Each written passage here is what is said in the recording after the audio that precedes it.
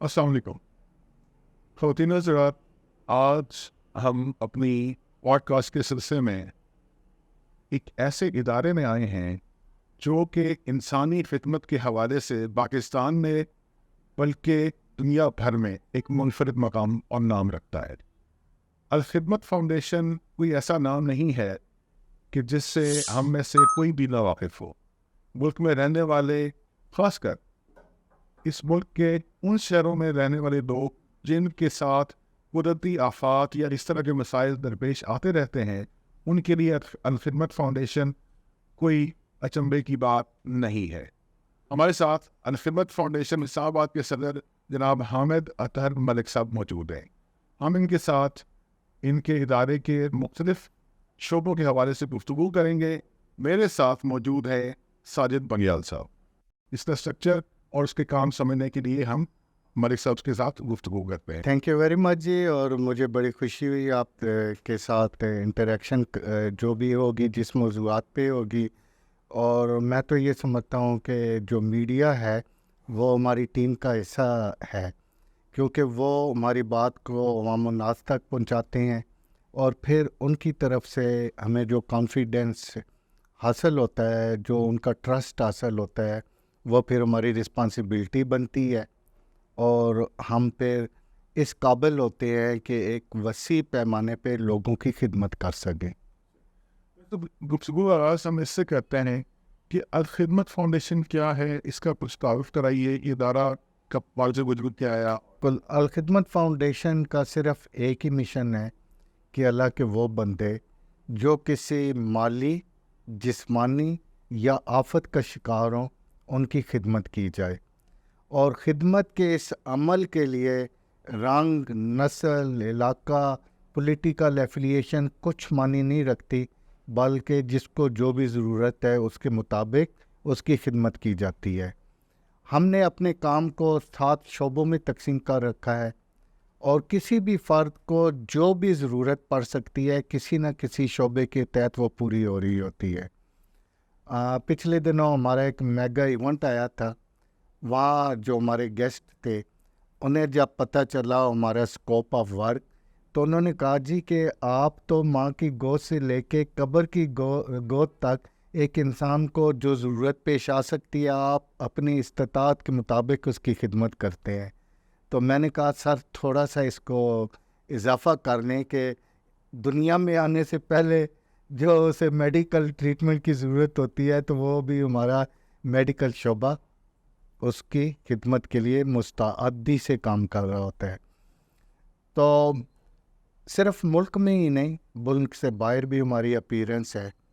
یہاں پاکستان بھر میں 154 ہمارے آفیسز ہیں جو اپنے اپنے علاقے میں کام کر رہے ہوتے ہیں۔ لاہور میں ہمارا ہیڈ آفس ہے جو باقاعدہ ایس او پیز اور پالیسیز اور یہ سارے جو فریضہ ہے سر انجام دیتا ہے، اور ہم ان پالیسیز کے اندر رہتے ہوئے، ان ایس او پیز کے اندر رہتے ہوئے ملک بھر میں بھی اور ملک سے باہر کام کر رہے ہوتے ہیں۔ تو اگر میں تعارف کراؤں جو میں نے 7 شعبے کہے ہیں، ایک ہے ہمارا آرفن کیئر پروگرام۔ آپ سمجھتے ہیں کہ اس وقت پاکستان میں کوئی 40,000 کے قریب ایسے بچے ہیں جن کے سر پہ دست شفقت رکھنے کی ضرورت ہے۔ ایکچولی 4.7 ملین 47 جی بالکل آپ نے صحیح فرمایا۔ تو ہمارا آرفن کیئر پروگرام ہے، اس کے 2 پورشن ہیں۔ ایک تو یہ کہ وہ بچے جن کے والد اور والدہ دونوں دنیا میں نہ رہیں، یا والد تو نہیں ہے لیکن والدہ کسی وجہ سے بچے کو اپنے پاس نہیں رکھ سکتی، تو ہمارے ملک بھر میں باقاعدہ آغوش سنٹر ہے، یعنی آرفن سنٹرز کو ہم نے آغوش سنٹر نام دیا ہوا ہے۔ اور وہ بچے جو جنہیں کوئی والدہ کا سہارا میسر ہے، شیلٹر بھی میسر ہے، وہ اپنی ماں کے پاس رہتے ہیں، کیونکہ ہمارا ماننا ہے کہ والدہ سے بہتر بچے کی کوئی لک آفٹر نہیں کر سکتا۔ لیکن ان کے جتنے بھی اخراجات ہوتے ہیں، تعلیمی ہوں، میڈیکل کے ہوں، ان کے کھانے پینے، وہ سب الخدمت اپنے ذمہ لے لیتا ہے۔ اور پھر ہم یہ جتنے بچے ہیں ان کے ساتھ ہمارا رویہ اسی طرح ہی ہوتا ہے جیسے اپنی اولاد جیسا، اور ایسی ہی فکر مندی ہوتی ہے، اور ان بچوں کی گرومنگ بھی کرتے ہیں۔ اچھا، آپ نے مری جاتے ہوئے راستے میں ایک بڑا سا بورڈ دیکھا ہوگا، آغوش کالج مری۔ اچھا، ہوتا یہ ہے کہ ہمارے آغوشز اور دوسرا جو سیٹ اپ ہے فیملی سپورٹ پروگرام، اس میں سے جو بچے 5ویں کلاس پاس کر لیتے ہیں، اور اس میں سے پھر ہم انٹرویو لے کے، انٹری ٹیسٹ لے کے ان بچوں کو ادھر لے آتے ہیں آغوش کالج مری میں۔ بلکہ میں دعوت بھی دوں گا کہ کسی وقت آپ وزٹ کریں اور دیکھیں کہ کس معیار پہ ان بچوں کی تعلیم اور گرومنگ اور پرورش ہو رہی ہے۔ لیکن جو بچے کوالیفائی نہیں کر سکتے اس انٹری ٹیسٹ کو، کیونکہ یہ یوں سمجھ لیں کہ ایک کریم جو ہوتی ہے تھرو آؤٹ دا پاکستان بچوں کی، وہاں ان کی اسپیشل تربیت کر رہے ہوتے ہیں، لیکن جو بچے اس کو کوالیفائی نہیں کر سکتے وہ اپنے اپنے علاقوں میں تعلیم حاصل کر رہے ہوتے ہیں۔ اچھا، اور اسی کالج سے بہت سے ایسے بچے ہیں، حال ہی میں 3 بچے کوالیفائی کیا ہے ترکی میں اسکالرشپ کے لیے، اور وہاں پی ایچ ڈی تک ان کی تعلیم ہوگی۔ اچھا، میں ایک دلچسپ بات بتاؤں کہ 2005 کا جو زلزلہ آیا تھا نا، اس میں بڑی تعداد میں بچے یتیم ہو گئے تھے، تو ہمارا پہلا جو آغوش سینٹر بنا تھا وہ اٹک میں بنا تھا۔ اب تو پورے ملک میں یہ پورا سیٹ اپ ہے۔ تو اس وقت کوئی 10 یا 11 افراد جو بھی ذمہ دار تھے، جنہوں نے سوچا کہ ہمیں آرفن کیئر کا کرنا چاہیے کام، تو انہوں نے یہ کہا کہ ابتدا ہم اپنے آپ سے کرتے ہیں کہ جس فرد کے جتنے بچے ہیں اتنے بچوں کی اسپانسرشپ وہ خود لے۔ تو اللہ تعالیٰ کی مدد اور استعانت سے اللہ تعالیٰ نے لوگوں کو کے دلوں کو اس طرح مائل کیا کہ اب تو ہزاروں بچوں کی پرورش ہو رہی ہے۔ اچھا، اب اگر میں صرف پورے ملک کو چھوڑ کے اسلام آباد کا بات کروں تو 800 آرفن بچے ہیں جن کی ہم لوگ آفٹر صرف اسلام آباد میں کر رہے ہیں، اور ہم ایک اور طریقے سے بھی سوچ رہے ہیں کہ اسلام آباد میں ہم باقاعدہ سروے کریں کہ جتنے بھی آرفن بچے ہوں ان کو ہم اسپانسر کریں، یعنی اسلام آباد کی ایک پہچان یہ بھی بنائے کہ اسلام آباد ایک وہ سٹی ہے کہ جس میں کوئی ایسا آرفن نہیں ہے جس کی لک آفٹر نہ ہو رہی ہو۔ اچھا، اس پہ ذرا طویل بات ہو گئی، اور کیونکہ یہ تو ایسا ہے کہ رسول اکرم صلی اللہ علیہ وآلہ وسلم نے بھی یہ بشارت دی ہے کہ یتیم کی سر پہ دست شفقت رکھنے والا وہ جنت میں ایسے ہوگا 2 انگلیاں جوڑ کے دکھائے۔ صاحب بن ابی وقاص کی روایت۔ جی بالکل۔ تو آپ دیکھیں کہ اس سے تو جنت کی بھی بشارت ہے اور رفاقت رسول صلی اللہ علیہ وآلہ وسلم کی بھی۔ اچھا، دوسرا یہ ہے کہ پاکستان میں جو عمومی مسائل ہیں نا، ان میں ایک ہیلتھ کا ہے۔ الحمدللہ اس وقت پاکستان بھر میں ہمارے 44 بڑے ہاسپیٹل ہیں۔ اس کے علاوہ جو چھوٹے میڈیکل سینٹر ہیں وہ تو سینکڑوں کی تعداد میں ہیں۔ اگر اسلام آباد میں بھی دیکھیں تو ایک ہمارا باقاعدہ بڑا ہاسپیٹل ہے CBR ٹاؤن میں، اور مری روڈ پہ بھی ہے۔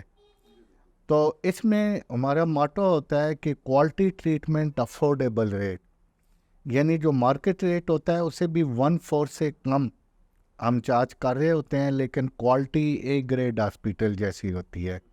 لیکن مور اوور یہ ہوتا ہے کہ کوئی بھی ہمارے ہاسپیٹل میں آ جائے تو مالی دشواریوں کی وجہ سے وہ واپس نہ جائے، سمپلی ہمارے ایک آفیسر سے ملاقات کرنی ہوتی ہے، 3-4 سوال وہ کرتا ہے، تو جو یہ ریٹ ہوتے ہیں اتنے منیمم، اس کا بھی 50% یا بالکل فری ہو جاتا ہے۔ اسی طرح ایمبولینسز سروسز ہیں، اور پھر وقتاً فوقتاً رورل ایریا میں ہم میڈیکل کیمپ بھی لگاتے رہتے ہیں۔ اس کے علاوہ یہاں اسلام آباد میں بہت سے دوسری شہروں میں ایسے لوگ آ رہے ہوتے ہیں جن کو پھر دوائیاں لینے میں یا کوئی ٹیسٹ میں مشکل پیش ہو، تو وہ بھی ہم سپورٹ کرتے ہیں۔ اچھا ملک صاحب، یہ بتائیں کہ یہ جسے آپ نے فرمایا کہ 1990 سے یہ آرکیبس فاؤنڈیشن باقاعدہ رجسٹر ہوئی ہے، تو آپ کب اس کے ساتھ منسلک ہوئے؟ بات یہ تھی کہ میں جب ملک سے باہر تھا تو وہاں بھی سوشل ورک کرتا تھا، اپنے جو میرا جاب تھا اس کے بعد جتنا وقت ملتا تھا. تو یوں سمجھ لیں کہ میں تقریباً 1990 سے اس طرح انڈائریکٹلی منسلک تھا کہ جو وہاں کے جو ڈونرز تھے جو ویلفیئر کا کام کروانا چاہتے تھے تو میں ان کو الخدمتی کے ساتھ لنک کرواتا تھا. تو جب بھی پاکستان آتا تو الخدمت اور کچھ ریڈ اور کچھ ادارے ہیں جن کے ساتھ انٹریکشن رہتی تھی. لیکن پاکستان میں 2014 دسمبر میں ریزائن کر کے آیا اور یہ نیت لے کے آیا تھا کہ میں نے اب ویلفیئر کا ہی کام کرنا ہے اور یہ یوں سمجھ کے کرنا ہے کہ میری آخرت کی ارننگز ہے. تو پھر 2015 سے ہی میں اس سیٹ اپ کے ساتھ منسلک ہوں. اس سے پہلے کہ ہم مختلف پروگرامس کی گفتگو کریں، اگر آپ خدمت کا بیسک اسٹرکچر کام کیسے کرتا ہے، ادارہ کیسے باز وجود میں آیا اور کس طریقے سے عوام تک پہنچ آپ کی جو رسائی ہے وہ کیسی ہوتی ہے، یعنی فلٹریشن پروسیس کوئی آپ کے پاس آتا ہے یا؟ اچھا، بنیادی طور پہ تو الخدمت فاؤنڈیشن 1990 سے ایک رجسٹر ادارہ ہے. اس کا اپنا ایک چین آف کمانڈ ہے، اس کے اپنے SOPs ہیں اور یہ گورنمنٹ کے جتنے رول ریگولیشن ہیں اس کو فالو کرتا ہے. اچھا، اس میں ہمارے بنیادی طور پہ 3 لیئرز ہیں. پہلی لیئرز ہے جو کور کمیٹی ہے، وہ ٹوٹلی والنٹیئر ہوتی ہے. اس کے بعد درمیان میں کچھ آفس کے امپلائیز ہوتے ہیں جو پیڈ امپلائیز ہوتے ہیں، لیکن وہ بھی میں اسی لیے ان کو پارشلی والنٹیئر قرار دیتا ہوں کہ اگر کسی کو باہر لاکھوں مل رہے ہیں یا سینکڑوں میں کام کر رہے ہیں تو سیکریفائس تو وہ بھی کر رہا ہے. پھر گراس روٹ میں ہمارا ایک بہت بڑا والنٹیئر کا سیٹ اپ ہوتا ہے. یعنی میں اس طرح کروں کہ پاکستان میں کوئی ایسا شہر یا قصبہ نہیں ہوگا جہاں ہمارے والنٹیئر نہ ہوں. اچھا، اور یہی وجہ ہے کہ جب بھی کوئی ڈیزاسٹر ہوتا ہے تو سب سے پہلے ہمارے والنٹیئر پہنچتے ہیں سراؤنڈنگ ایریا کے، پھر وہ ہمارے جو رسپانس سینٹر ہیں ان کو لاجسٹک سپورٹ دینا شروع کر دیتے ہیں. یہ جو سیلاب آیا تھا اس میں 60,000 ہمارے والنٹیئر فیلڈ میں تھے. اچھا، تو کور کمیٹی اور گراس روٹ جو والنٹیئر ہے وہ کوئی معاوضہ نہیں لیتے بلکہ اپنی پاکٹ سے خرچ کر رہے ہوتے ہیں. اچھا، اس میں جو 7 شعبوں کا میں نے ذکر کیا، جس کو ضرورت ہوتی ہے وہ ہم سے کنٹیکٹ کرتا ہے، ہم اس کی تھوڑی بہت انویسٹیگیشن کرتے ہیں کہ آیا یہ کیس جینون ہے یا نہیں ہے. پھر اس کے مطابق جو ہمارے ریسورسز ہوتے ہیں اس کی ہیلپ کر دیتے ہیں. اچھا، پھر جو ڈیزاسٹر ہے اس کا معاملہ تو بالکل مختلف ہوتا ہے. ہمارا ایک سینٹرل ڈیزاسٹر مینجمنٹ سیل ہے. مثلا سیلاب کے دنوں میں بھی ہمیں ہر روز اطلاعات مل رہی ہوتی تھیں کہ کس ایریے میں کس چیز کی ضرورت ہے، تو ہم اس کے مطابق بھیج رہے ہوتے تھے. تو اس میں جو بھی فرد آتا ہے جو ضرورت ہوتی ہے اس کے مطابق ہمارا جو متعلقہ شعبہ ہوتا ہے اس کے ذریعے اس کی ہم ہیلپ کر رہے ہوتے ہیں. اچھا، اب یہ ہے کہ الحمدللہ پورے ملک میں بہت سے ایسے اہل خیر ہیں جو ہم پہ ٹرسٹ کرتے ہیں اور ان کا جو ٹرسٹ ہے وہ ہماری رسپانسبلٹی ہوتا ہے.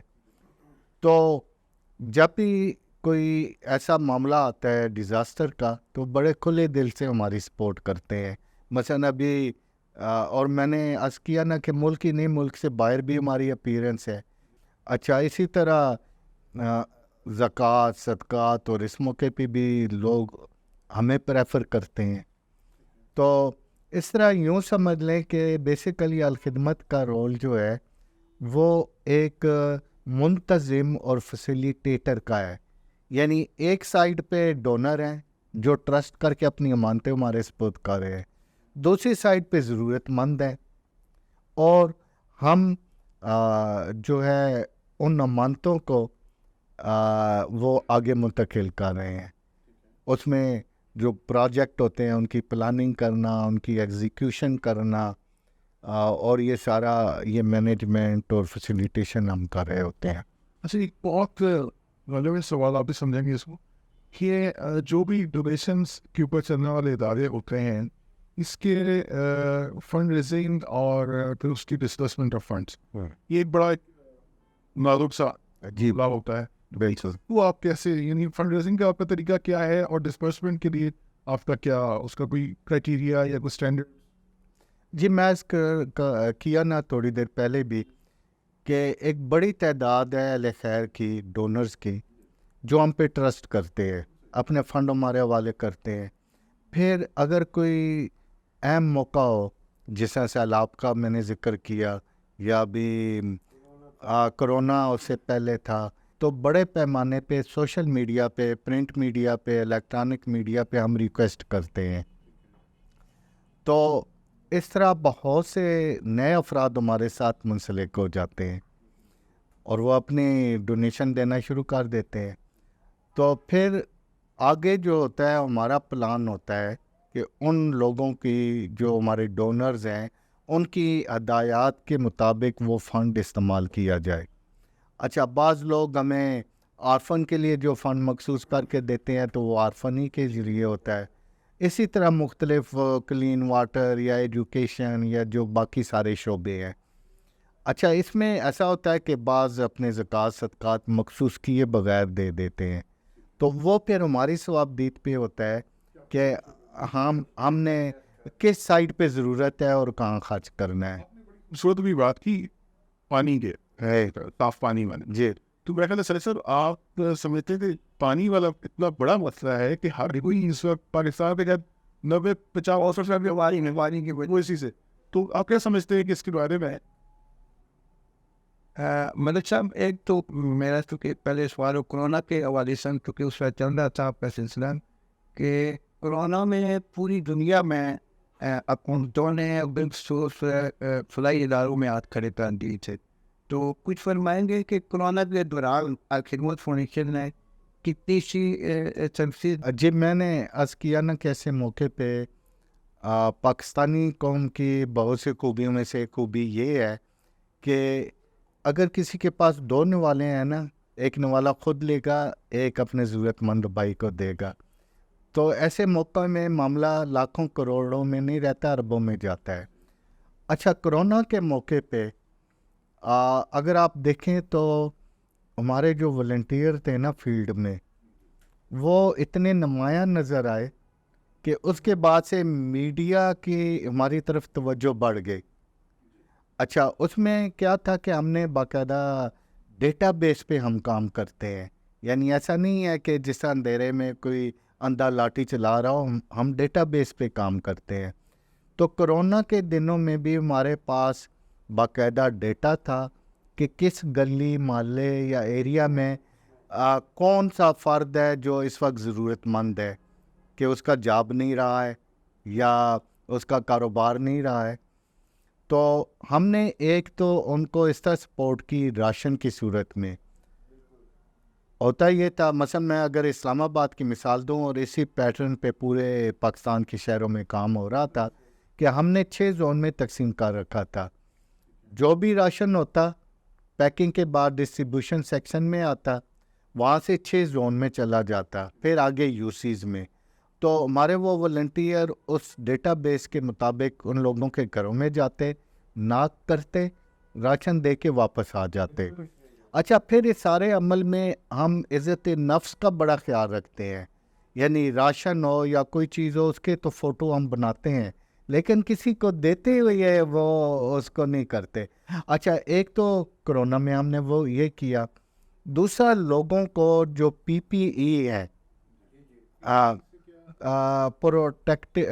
پرسنل پروٹیکٹیو ایکوپمنٹ, یعنی ماسک ہو گئے, سینیٹائزر ہو گئے یا اور اس قسم کی چیزیں, دستانے, یہ بھی ہم نے تقسیم کیے. ایون ہم نے ہاسپیٹلس کو بھی جو اسپیشل گاؤن اور یہ ساری چیزیں ہوتی ہیں ہم نے مہیا کی.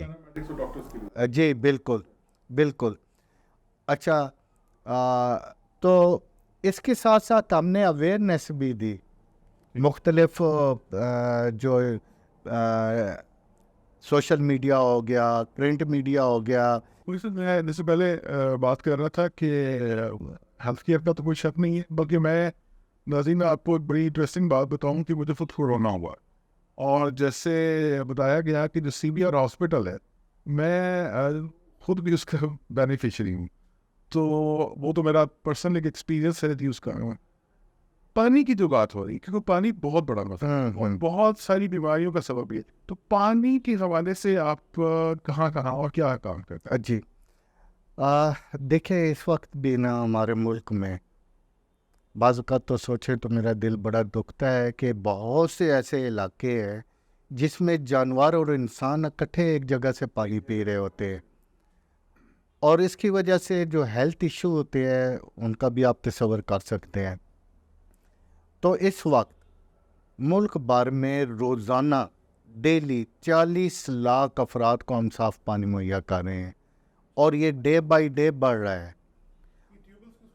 اچھا، اس میں مختلف علاقے کے لحاظ سے کہیں کنویں کھودواتے ہیں، اچھا کہیں سبمرسیبل پمپ لگواتے ہیں، اس کے علاوہ جو پہاڑی ایریا ہیں وہاں چشمے ان کے ذریعے وہ پائپ لائن بچھا کے اور وہ گریویٹیشنل جو ہوتی ہے اس کے کرتے ہیں۔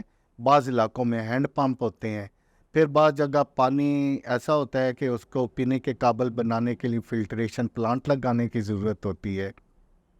تو یہ مختلف ذرائع ہے۔ اب اسلام آباد، اچھا عام طور پہ لوگوں کے ذہن میں ہوتا ہے کہ اسلام آباد تو کیپٹل ہے، یہاں کیا مسئلہ ہے، لیکن یہاں پانی کا مسئلہ پاکستان کے بعض دوسرے شہروں سے بھی زیادہ سخت ہے۔ سیوریج ڈیم کے علاوہ تو میرے سپلائی کی اور کوئی سورس نہیں۔ یس، اچھا ادھر اسلام آباد میں ہمارے بہت سی جگہوں پہ سبمرسیبل پمپ اور یہ تو کام کر ہی رہے ہیں۔ 3 ہم نے فلٹریشن پلانٹ اس وقت لگائے ہوئی ہیں اور 5 مزید لگانے کا ارادہ ہے۔ تو صاف پانی کے حوالے سے یعنی میں پچھلے 5 سال سے گراف دیکھ رہا ہوں، یہ بڑی تیزی سے اوپر جا رہا ہے۔ پہلے 25 لاکھ تھا، پھر 30، پھر اب 40، اور میں ایکسپیکٹ کر رہا ہوں کہ اگلے سال تو شاید 50 لاکھ تک ہم پہنچ جائیں۔ ناظرین، یہ جو پانی کی بوتل ہے نا، یہ ہم میں سے جن کے پاس یہ میسر ہے نا، ہم بہت خوش قسمت لوگ ہیں۔ ہمارے ملک کی بہت بڑی آبادی ایسی ہے جن کو یہ صاف پانی نہیں ملتا، تو یہ بہت بڑی آپ کی کنٹریبیوشن ہے، اس میں کوئی شک نہیں ہے۔ لیکن ظاہر ہے ایک خیراتی ادارہ، ایک این جی او ہے، وہ تو ایک حد تک ہی کر سکتی ہے۔ تو کیا آپ اس حوالے سے گورنمنٹ کو بھی کچھ ایڈوائز یا اس طرح کا کچھ ہے، کولیبوریشن ہے آپ کی؟ ایسا اس طرح کی تو نہیں ہے، لیکن دیکھیں بات یہ ہے کہ بہت سے ایسے کام نا جو ایک اسٹیٹ کے کرنے کے ہوتے ہیں، انہیں کرنے چاہیے، لیکن اگر کہیں کوئی کمی رہ رہی ہو، میں کمی کہوں گا، ہاں، تو ظاہر ہے اللہ تعالیٰ پھر اپنے کچھ دوسرے لوگوں کو توفیق دیتا ہے، ایک نظام تو چلنا ہے نا۔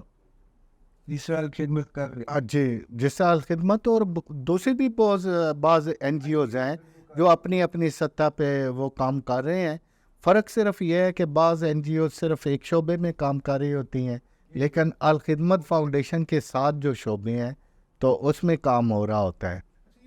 کوئی انٹرنیشنل کولیبوریشنز بھی ہیں، یعنی بڑے ڈونرز کے ساتھ ہے، اس طرح کچھ؟ ہمارا جو ڈونرشپ ہے نا وہ تو پاکستانی ہی ہے، جو ملک سے باہر بھی ہیں۔ اچھا جی، اچھا اس میں صرف ایک جو پہلو ہے وہ میں واضح کرنا چاہتا ہوں کہ ہمارا ایک پارٹ ہے الخدمت فاؤنڈیشن گلوبل، جو ملک سے باہر کے معاملات کو دیکھتا ہے۔ اچھا اس میں کچھ ایسی این جی اوز ہیں جن کے ساتھ ہماری پارٹنرشپ ہے۔ اچھا اس کا کیا ہوتا ہے کہ انہوں نے اگر پاکستان میں کوئی پروجیکٹ کرنا ہو تو وہ ہمارے تھرو کرتے ہیں، کیونکہ ہمارا انفراسٹرکچر ہے۔ اچھا اب ملک سے باہر جو ضرورت ہے اور جہاں پھر ہمارے لوگ نہ پہنچ سکتے ہوں، والنٹیئر نہ پہنچ سکتے ہوں اور وہ موجود ہوں، تو ہم پھر ان کے ذریعے کرواتے ہیں۔ مثلاً ترکی میں فزیکلی ہمارے والنٹیئر گئے تھے، جس طرح وہ سیریا کا مسئلہ ہوا تو سیریا کے بچوں کے لیے ہم نے ترکی کے جو بارڈر ہے سیریا اور اس کا ادھر آگوش بنایا ہوا ہے۔ تو ایز سچ ہمارے جو ڈونرشپ ہے وہ تو پاکستانی ہی ہے، کوئی فارنر نہیں ہے. البتہ یہ ہے کہ جو ہمارے فارنر پارٹنر ہیں انہوں نے کوئی کام ادھر پاکستان میں پروجیکٹ کرنا ہو تو ہم ان کو فیسیلیٹیٹ کرتے ہیں، فنڈنگ وہ کرتے ہیں، ایگزیکیوٹ ہم کرتے ہیں. یا ملک سے باہر جہاں ہم نہیں پہنچ سکتے تو ہمارے ان پارٹنر کی رسائی ہو تو فنڈنگ ہم کرتے ہیں، کام وہ کرتے ہیں. اچھا ملک صاحب یہ بتائیں کہ کبھی اس طرح بھی اتفاق ہوا ہے کہ آپ نے مختلف شعبے تقسیم کیے ہوئے ہیں، مختلف شعبہ جات کے لیے وہ خدمات لوگ کر رہے ہیں، کبھی اس طرح بھی ہوا ہے کہ مثلا کرونا تھا تو بیچ میں آج کے لیے کسی اور شعبے کے لیے، تعلیم کے لیے، بچوں کے لیے آپ نے فنڈ ڈیوائڈ کیا ادھر؟ نہیں، دیکھیں بات یہ ہے کہ ہمارے جو 7 شعبے ہیں نا اس میں کام بیک وقت چل رہا ہوتا ہے، لیکن کوئی جو ایمرجنسی ہوتی ہے تو مین فوکس تو وہ ہوتا ہے، لیکن اس کا مطلب یہ نہیں ہوتا کہ باقی شعبوں کو ہم بھولیں. ایک شعبے سے دوسرے شعبے کے لیے آپ کار بھی نہیں لے کر اس کے پراپر وہ اماؤنٹ جو ہوتی ہے کبھی اتفاق؟ نہیں، بالکل نہیں. میں نے جس طرح پہلے آج کیا نا کہ جو ڈونر جس شعبے کے لیے مخصوص کر دیتا ہے نا اس سے ایک پیسہ بھی ہم ادھر ادھر نہیں کرتے. البتہ جو مخصوص کیے بغیر آ جائیں پیسے وہ ہماری ثوابدید پہ ہوتے ہیں. ابھی تک الخدمت فاؤنڈیشن کے 1990 سے لے کے قیام سے لے کے اب تک سب سے بڑا ریلیف ورک آپ کی نظر میں کون سا ہے؟ دیکھیں بات یہ ہے کہ کرونا کے وقت بھی نا یہ ایک بڑا مشکل لمحہ تھا. اچھا عام طور پہ جب ڈیزاسٹر ہوتا ہے نا تو کیا ہوتا ہے کہ ایک ایریے میں دوسرے لوگ متاثر نہیں ہیں، ادھر سے سپورٹ مل رہی ہے، لیکن وہ تو کچھ عرصہ بالکل لاک ڈاؤن رہا تھا پوری دنیا میں. جی ہاں، تو اس موقع پہ بھی میں اللہ کا شکر ادا کرتا ہوں کہ راشن کے حوالے سے حالانکہ فیکٹریاں بند تھی، سب تھی، لیکن ہماری سپلائی متاثر نہیں ہوئی. پھر اس وقت ہمارے جو والنٹیئر تھے وہ رسک لے کے کام کر رہے تھے، اور ہم سارے پریکاشنری میئرز لے کے کام کر رہے تھے، لیکن رسک تو تھا. تو وہ میں سمجھتا ہوں کہ بڑا مشکل تھا. اب دیکھیں پھر جب سیلاب آیا تقریباً یوں سمجھیں 75% ایریا انڈر واٹر تھا، وہ بھی مشکل تھا، لیکن کچھ ایریا تو تھے نا جو محفوظ تھے جہاں سے سپلائی اور ساری چیزیں.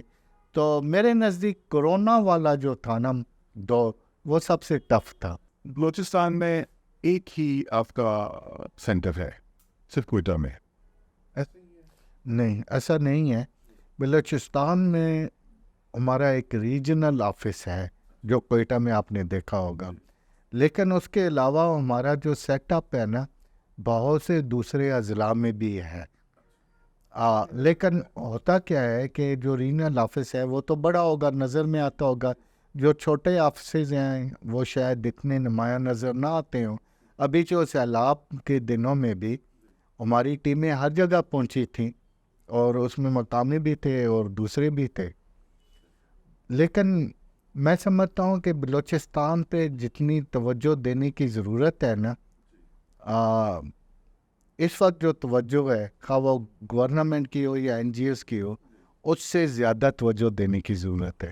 بہت شکریہ آپ کی نوازش کہ آپ نے ہمیں وقت دیا اور آپ نے الخدمت کے حوالے سے ہمیں سارا کچھ بتایا. ناظرین، الخدمت فاؤنڈیشن یا اس طرح کے جتنے بھی ادارے ہیں جو عوام کی انسانیت کی خدمت کر رہے ہیں، یہ ہم سب کی محبت اور تعاون کے ساتھ ہی سب کچھ ممکن ہوتا ہے.